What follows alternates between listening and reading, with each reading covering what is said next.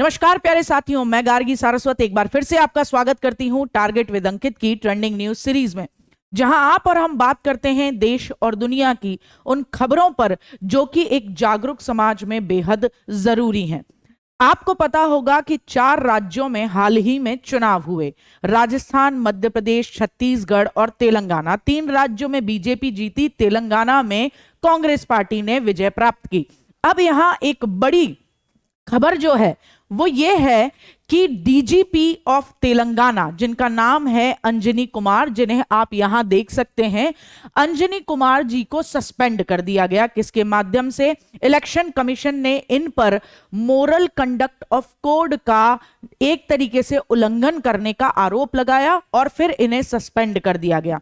DGP किसी भी राज्य के अंदर पुलिस का सबसे बड़ा पद होता है, यानी कि डायरेक्टर जनरल ऑफ पुलिस का पद। अब ऐसा क्या किया अंजनी कुमार जी ने कि उन्हें इलेक्शन कमीशन के माध्यम से एक नोटिस भेजा गया और सस्पेंड कर दिया गया?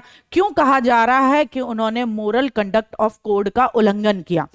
हुआ ये कि तेलंगाना के इस चुनाव में कुल मिलाकर 2290 कैंडिडेट्स ने इस चुनावी प्रतियोगिता में भाग लिया और 16 पॉलिटिकल पार्टी थी। लेकिन फिर भी जब तक चुनाव के नतीजे नहीं आए थे, अंजनी कुमार जी बुके लेकर पहुंच गए कांग्रेस के, जो आज चीफ मिनिस्टर भी हैं तेलंगाना के, शपथ भी ले ली होगी उन्होंने, रेवंत रेड्डी जी के पास उन्हें बधाई देने के लिए।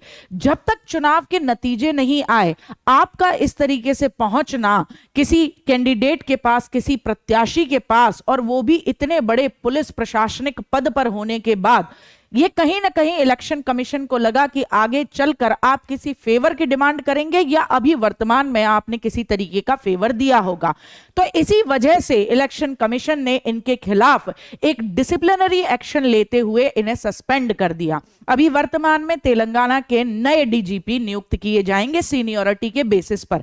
अब यहां आपको पिक्चर में 3 लोग दिखाई दे रहे हैं। अंजनी कुमार जी की बात तो मैंने आपको बता दी। रेवंत रेड्डी साहब, जिन्हें चीफ मिनिस्टर बनाया जाएगा तेलंगाना का, कांग्रेस के लीडर, एक्टिव कार्यकर्ता। लेकिन एक और पुलिस के व्यक्ति भी आपको दिखाई दे रहे होंगे, जिनका नाम है संजय जैन, जो कि स्टेट पुलिस नोडल ऑफिसर थे। ये भी पहुंचे थे बुके लेकर। क्या इन पर भी आगे चलकर कोई कार्यवाही होगी? ये तो वक्त ही बताएगा। लेकिन आप मुझे ये जरूर बताइएगा कि इस तरीके की कार्यवाही किसी इतने बड़े पुलिस प्रशासनिक पद पर होना, क्या वास्तव में ही इलेक्शन कमीशन ने बिना किसी दबाव के मोरल कंडक्ट ऑफ कोड के वायलेशन यानी उसके उल्लंघन के चलते की है, या इसके पीछे कोई राजनीतिक पेच है? और साथ ही साथ मुझे यह बताइएगा, क्या वास्तव में पुलिस के इतने बड़े अधीक्षक का, इतने बड़े प्रशासनिक पद पर रहते हुए आपका किसी पॉलिटिकल पार्टी के व्यक्ति को इस तरीके से बुके देना कहीं यह नहीं दिखाता कि पुलिस और राजनीति का एक तरीके का तालमेल जो कि फेवर दिखाता हुआ या फेवर से अलग है? जो भी है, जवाब आप दीजिएगा कि इलेक्शन कमीशन का लिया हुआ यह फैसला सही है या किसी पॉलिटिकल दबाव के चलते है। मैं गार्गी सारस्वत आपसे विदा लेती हूं। कमेंट सेक्शन में अपने जवाब जरूर बताइएगा। कोई भी नई सूचना जो होगी वो हम आप तक पहुंचाने के लिए प्रतिबद्ध हैं। जय हिंद, जय भारत।